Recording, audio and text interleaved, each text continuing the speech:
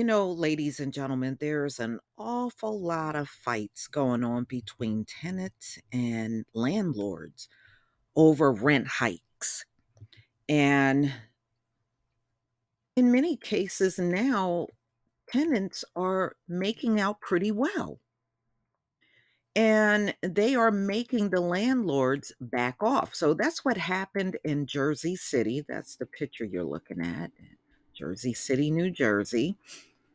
And there was a landlord and he went up on everyone's rent.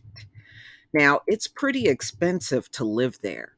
Now, these renters were already paying several $1,000s a month for like a two-bedroom apartment.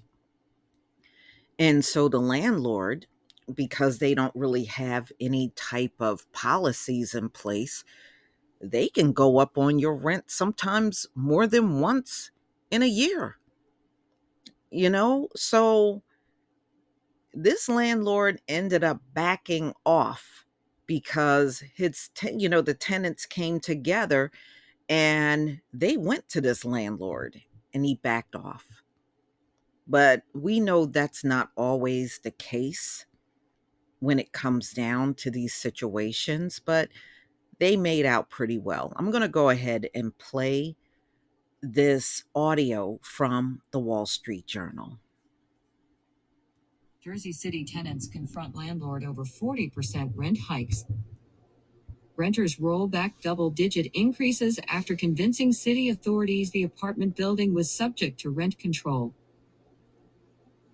By Kate King, photographs by Lionel Clinton for the Wall Street Journal.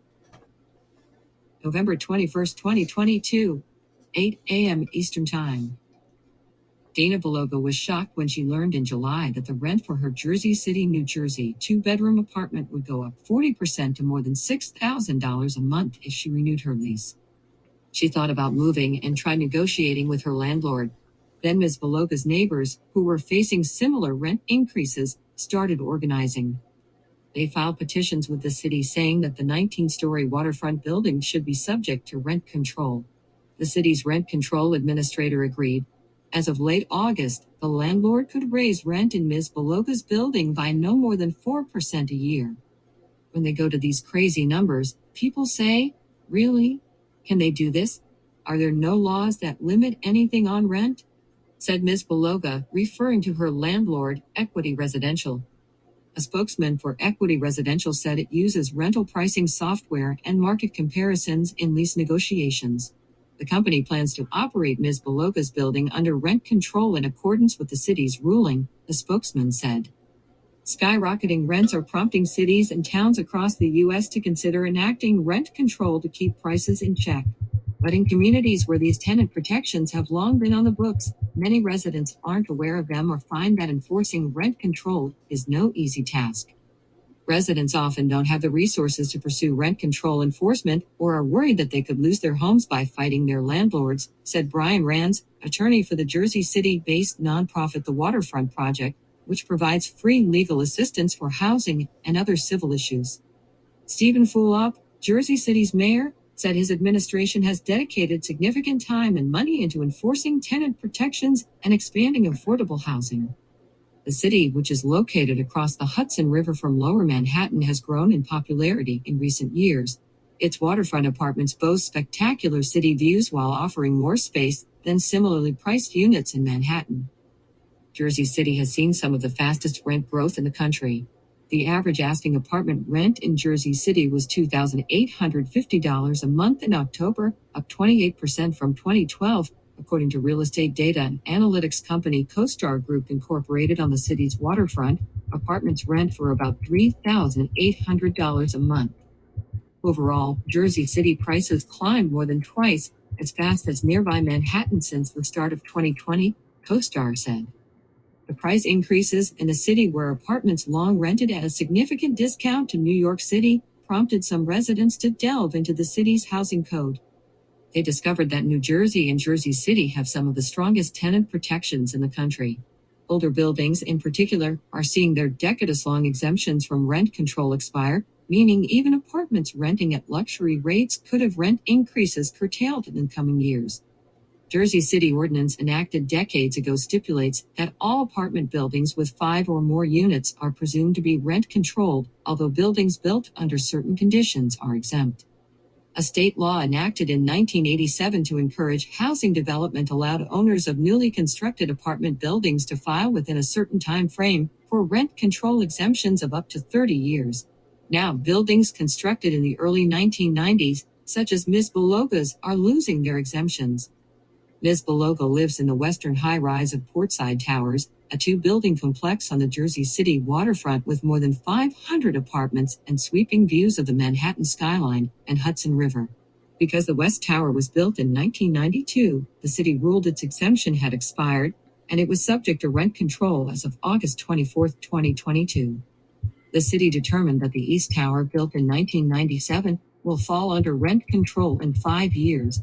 The building's tenants are appealing the ruling and say that both towers should have been under rent control for decades. More than a dozen of Ms. Beloga's neighbors who were also facing double-digit rent hikes saw those increases reduced.